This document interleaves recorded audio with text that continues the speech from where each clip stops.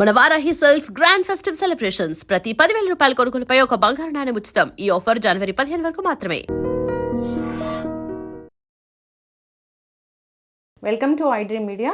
So heart attack ఈ problem అనేది 20 years of ఏజ్లో 25 ఇయర్స్ ఆఫ్ ఏజ్లో చాలా చిన్న వయసులో చూస్తున్నాం. ప్రాణాలు కోల్పోతున్న వారిని కూడా చూస్తున్నాము. అయితే హార్ట్ అటాక్ రాకుండా, హార్ట్ ఇష్యూస్ అనేవి రాకుండా ఒక ఇంజెక్షన్ వచ్చిందని చెప్తూ ఉన్నారు.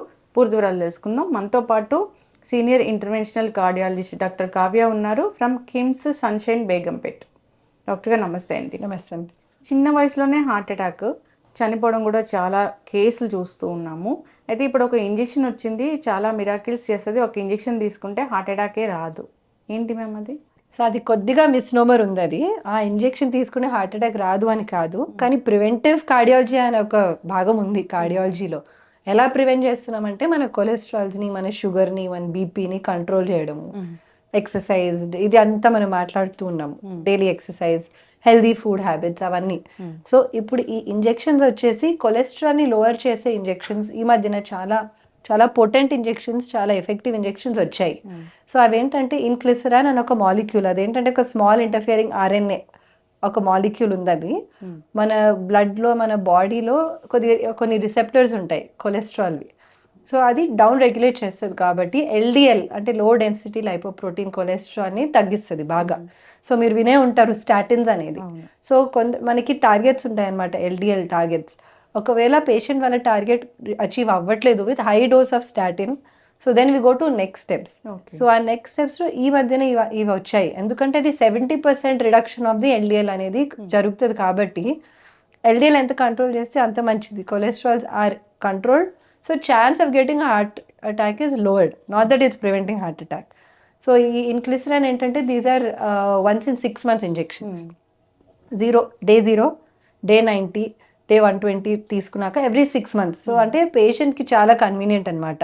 ఎస్పెషలీ ఒబీస్గా ఉన్న పేషెంట్స్, షుగర్ ఉన్న పేషెంట్స్, కొలెస్ట్రాల్ అస్సలు కంట్రోల్ అవ్వట్లేదు, already stented. So previous cardiac history ఉన్న వాళ్ళకి ఇంకా మంచిది ఇది. ఎందుకంటే మన ఎల్డిఎల్ కంట్రోల్ చేస్తే మళ్ళీ అథ్రోమాటస్ బ్లాకేజెస్ రాకుండా ఉండే ఛాన్స్ ఉంటుంది. కాబట్టి ఇన్క్లిసరాన్ ఒకటి. ఇంకొకటి వచ్చేసి ట్రేడ్ నేమ్ వచ్చేసి Repatha, that's called evolocumab. Molecule is evolocumab. అది కూడా once in 2 weeks or once in a month based on the dose, 140 or 420 mg అనేది. ఇవన్నీ సబ్క్యూటేనియస్ ఇంజెక్షన్, మనం ఇన్సులిన్ ఎలా వేసుకుంటామో అలానే వేసుకోవచ్చు. సో అగైన్ పేషెంట్స్ ఎవరికైతే ఎల్డిఎల్ వాల్యూ టార్గెట్ అచీవ్ అవ్వట్లేదు అన్న పేషెంట్స్కి, రెసిస్టెంట్గా ఎంత వాడిన ట్యాబ్లెట్స్ తగ్గట్లేదు, లైఫ్ స్టైల్ డయట్ మార్చినా తగ్గట్లేదు అన్నప్పుడు definitely this a very very good alternative. Because side effects కూడా తక్కువ. అంటే చాలా మందికి స్టాటిన్స్తో, చాలా మంది కాదు, కొందరికి మసిల్ పెయిన్స్ వస్తూ ఉంటాయి.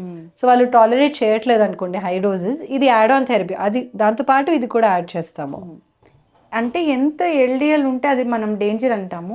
డేంజర్ అంటే ఇప్పుడు జనరలీ ఫర్ ఇండియన్స్ టార్గెట్ వచ్చేసి ఎల్డిఎల్ కొలెస్ట్రాల్ 100 ఆర్ లోవర్ ఉంటే మంచిది. But up to 130 it's okay. Generally 160 కంటే ఎక్కువ ఉన్నప్పుడు we need to do something about it.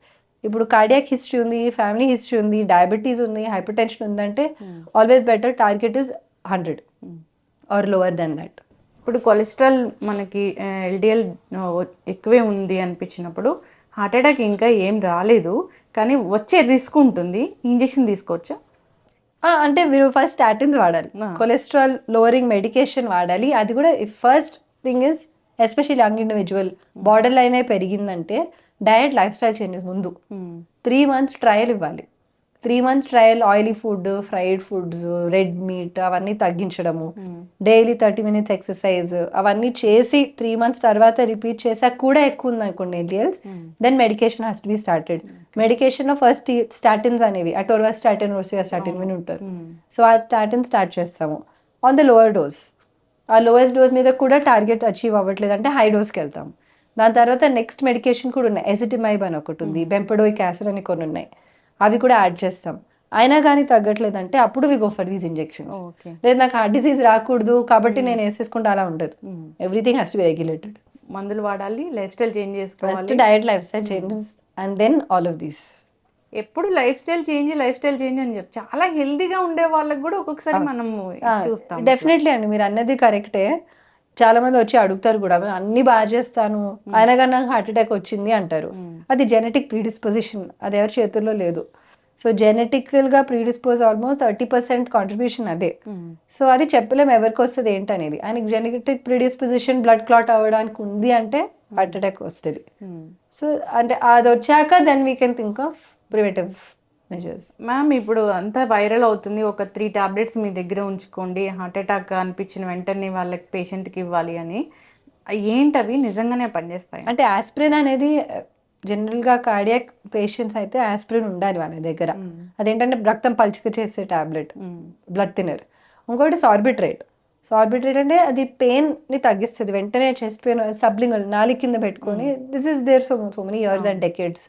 So అది నాలి కింద పెడితే వెంటనే ఆ చెస్ట్ పెయిన్ అనేది తగ్గుతుంది, కానీ has to be taken to hospital.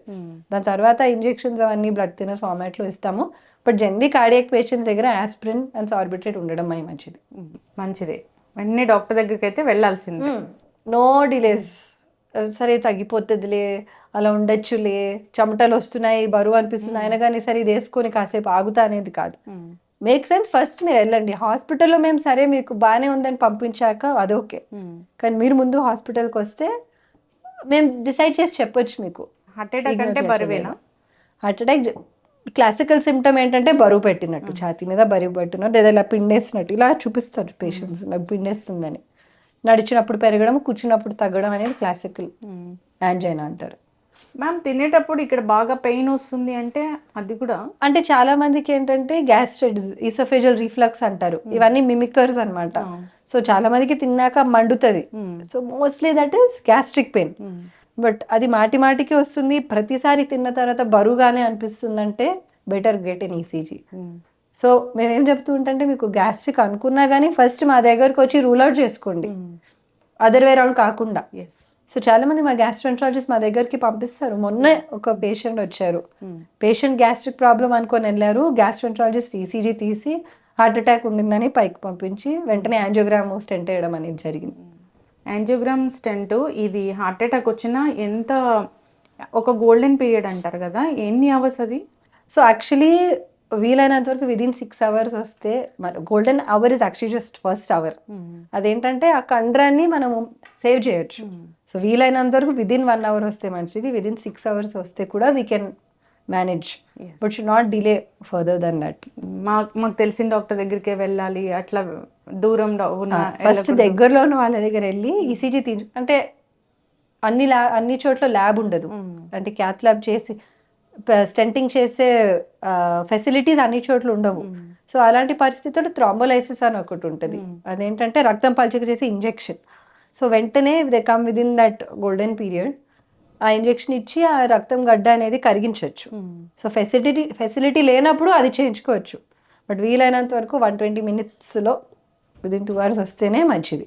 Doctor గారు, డాక్టర్లే హార్ట్ అటాక్ వచ్చి చనిపోతున్న వాళ్ళని చూస్తాం. అంటే రీసెంట్గా కూడా ఒక న్యూరాలజిస్ట్, అంతకుముందు ఒక కార్డియాలజిస్ట్ చెన్నైలో.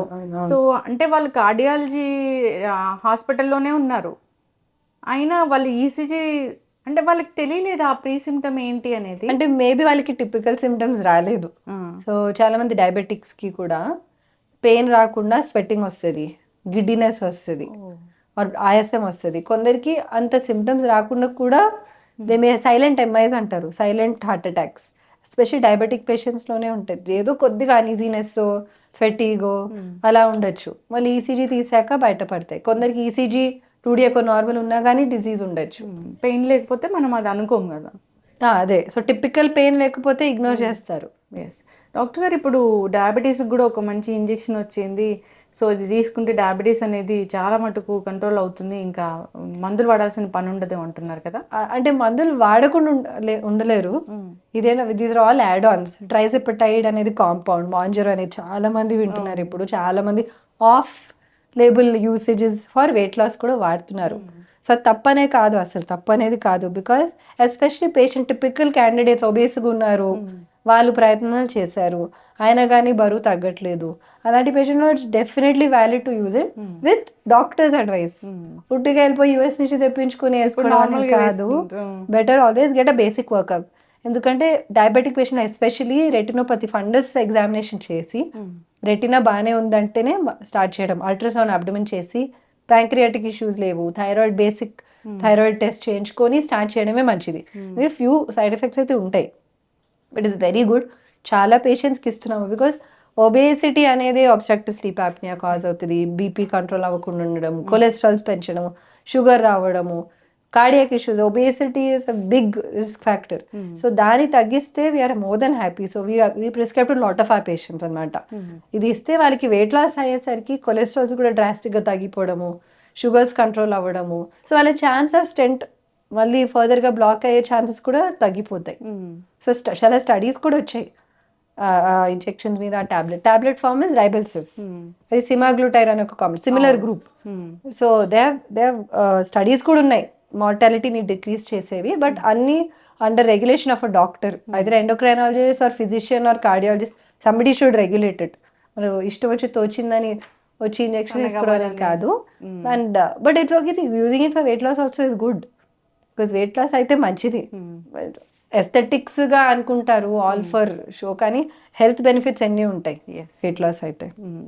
వెయిట్ ఓవర్ వెయిట్ ఒబేసిటీ అనేది మెయిన్ కారణం అన్నిటికీ, చాలా పెద్ద కారణం అది. అండ్ చాలా మంది అయితే చాలా ప్రయత్నం చేస్తారు కానీ బరువు తగ్గరు.